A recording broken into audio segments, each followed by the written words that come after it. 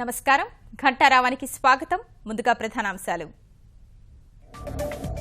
అన్ని రాష్ట్రాల అభివృద్ధితోనే దేశాభివృద్ధి ఉపరాష్ట్రపతి పదవికి వన్నెతిస్తానన్న వెంకయ్య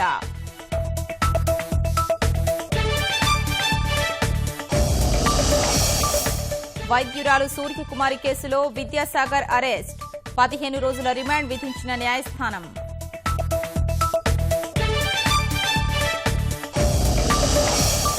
ఆయిషా కేసులో మహిళాధికారిని నియమించాలి నన్నపనేని డిమాండ్ సమగ్ర విచారణకు డీజీపీ హామీ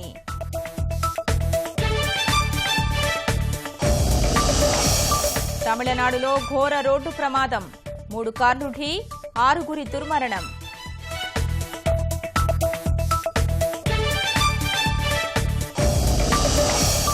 జుల్ఫికర్ కు టైటిల్ ఇచ్చేందుకు సిద్ధమన్న విజేందర్ భారత్ చైనా సరిహద్దు ప్రతిష్టంభన తొలగాలని ఆకాంక్ష